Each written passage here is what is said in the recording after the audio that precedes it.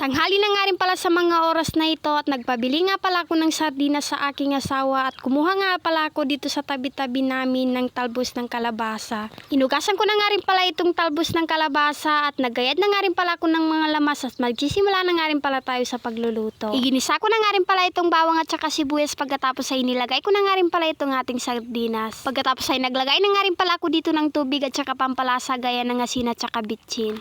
Tatakpan ko na nga rin pala ito at hintayin lang natin ito na kumulo. Maya-maya nga kumukulo na nga rin pala ito kaya ilalagay na nga rin pala natin yung ating talbos ng kalabasa. At ayun, okay na nga rin pala ito kaya tatakpan na nga rin pala natin ito ulit at hintayin lang natin ito na maluto. At ayun, bibilisan na nga rin pala natin at luto na nga rin pala itong ating sardinas na may talbos ng kalabasa. Kain po tayo mga mare! Sa hindi pa pala nakapag-follow sa amin, i-follow na po kami. Malaking tulong po yung para sa amin. Salamat and pa-share naman po nitong video. Pagsapit naman ng hapon ay kinuha ko naman po yung binilad ko na nipahat. Shoutout kay Rohamia S. Tuanadato and kay Michelle Alibo Craso, Miguel Dungaw, Johanna Bandala. Shoutout din pala kay Alibay Gyadil from Datupiang, Alma Makaspi Ibrahim, Ummu Hazora HG, Bailin Imam. Shoutout din pala kay Bena Balogan and kay Ada, Bainaisa Duma Kamsa, Jaira Pansian, Mesrea Dukay Haji Said, Olayan Merlinda,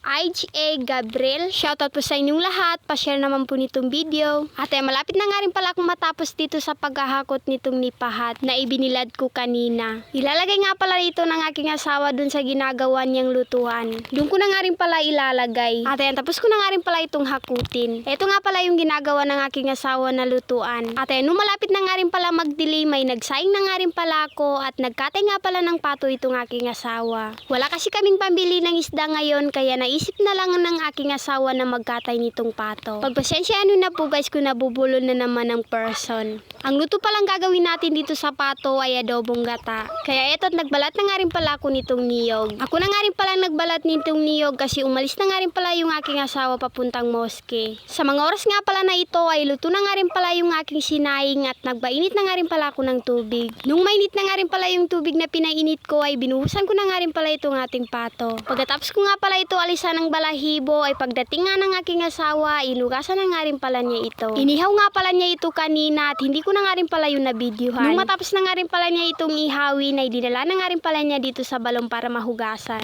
Kapag nagkakatay kami ng pato at saka manok ay ginagawa ko lang talaga inaalis yung balahibo. At bibilisan na nga rin pala natin at tapos na nga rin pala itong hiwa-hiwain. Inilagay ko na nga rin pala dito sa kaldero at naglagay na nga rin pala ako dito ng mga lamas at naglagay na nga rin pala ako dito ng pampalasa gaya ng bitchin. Hindi na nga rin pala tayo maglalagay dito ng asin kasi toyo lang po yung ilalagay natin dito. At ay inilagay ko na nga rin pala dito sa apoy. Hindi ko na nga rin pala pinakita sa inyo ang pagluluto namin dito sa adobong gata. Marami na nga rin kasi akong video ng pagluluto nitong adobong gata. At luto na nga rin pala ito. Kain po tayo mga mare. Salamat sa panunood. For more videos, salamat.